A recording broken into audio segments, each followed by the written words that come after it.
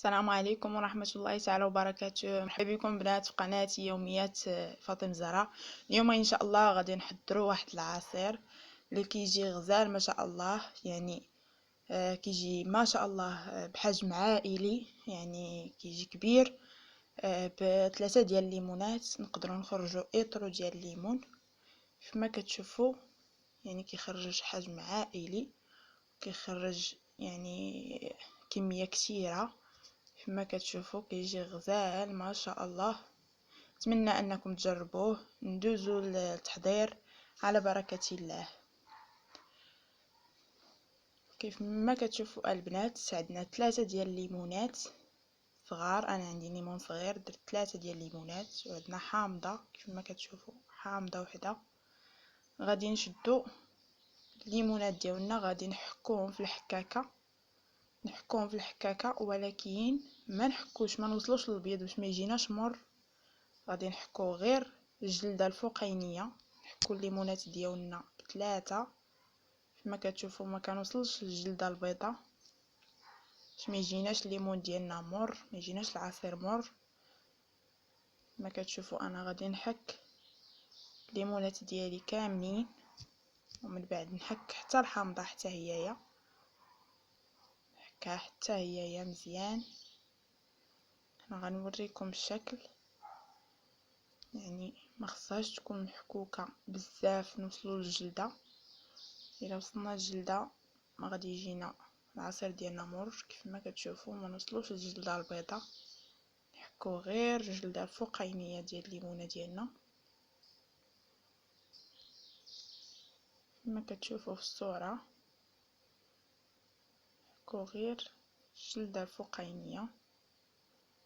نتمنى انه يعجبكم. كيجي غزال ما شاء الله، يعني ب3 الليمونات وحامضه غادي تخرج لكم اطرو ديال الليمون. ما كتشوفوا ما وصلش للجلده البيضاء، خليتها. ما تشوفوا انا حكيت الليمونات ديالي كاملين، ما وصلش للجلده البيضاء ديالهم.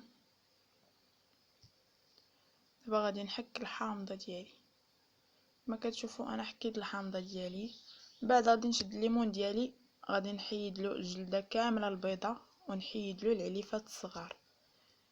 ما كتشوفوا انا حيد الجلده كامله الليمون ديالي وحتى الحامضه. من بعد غادي نحيد الحامضه ديالي العليفات الصغار، حيدتهم الليمون. دابا نحيدهم الحامضه، نحيد لها العليفات الصغيورين باش ما يجيناش العصير فيه هذيك النكهه ديال هادوك الزريعات، يعني خصني نحيدهم. ما كتشوفوا انا كنحيدهم كاملين.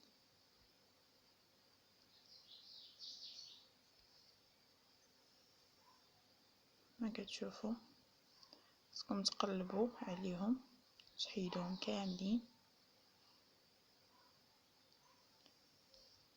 من بعد ديروهم في الكاس ديال العصير. نحيد الاخرى حتى هي الجليفات، نحيد لهم دوك الزريعات، نحيدهم. ما نخلي حتى شي وحده، ما نخليها، نحيدهم كاملين. من بعد نشوف الليمون ديالي الا فيه حتى هو شي حاجه نحيدها. كما كتشوفوا انا حيدت الليمون ديالي كامل وحيدت الحامض. من بعد غادي نضيف عليه كما كتشوفوا هذيك القشره ديال الليمون وقشره ديال الحامضه اللي حكيت، نضيفهم كاملين. يستحسن تكون حامضه غير صغيره، ما تكونش حامضه كبيره. كيف ما شفتوا انا درت غير حامضه صغيره ماشي كبيره. اذا كانت كبيره قسموها على 2، مكاينش مشكل. كتشوفوا انا درت ديك القشره ديال الليمون ديالي وديال الحامض. بالنسبه للماء انا غندير اطرو ديال الماء، ندير اطرو ديال الماء.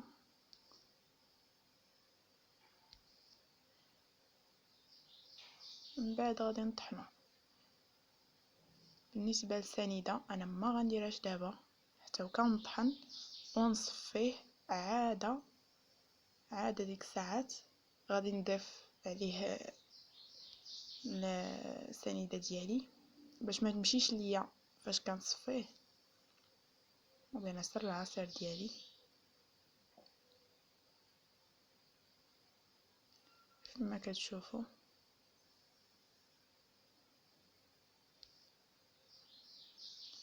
عصرت العصير ديالي مزيان كما كتشوفوا. انا عصرت العصير ديالي. دابا غادي نصفيه في صفايه، نصفيه في صفايه كما كتشوفوا.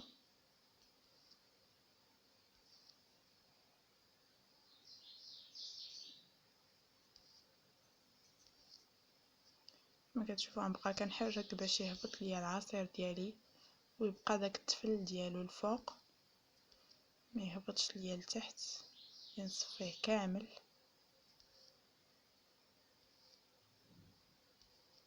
كما كتشوفوا غنبقى كنحرك باش يتحيد ليا تماما، يهبط العصير ديالي لتحت كما كتشوفوا.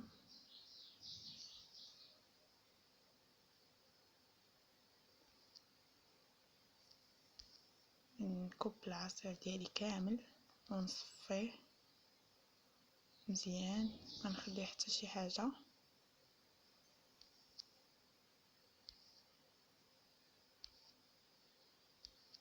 كما كتشوفوا انا كنورك عليه باش يهبط ليا العصير ديالي كامل، ما نخليه حتى شي حاجه.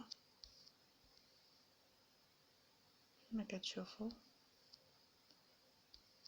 كنخليه حتى كيبقى ناشف.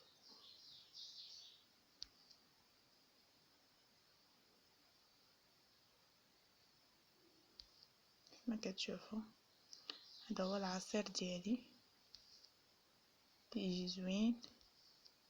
دابا غادي نردو الكاس ديال مونينيكس، نردو الكاس ديال مونينيكس من بعد نضيف عليه سنيده. انا غادي ندير هنايا 5 ديال المعالق صغار وعلى حسب الحلاوه اللي بغيتو. غادي نردو يتعصر ليا واحد شي شويه. ما كتشوفوا تعصر ليا واحد شي شويه. وهذا هو الشكل النهائي ديالنا. نتمنى انكم تشاركوا معايا في القناه ديالي وديروا ابوني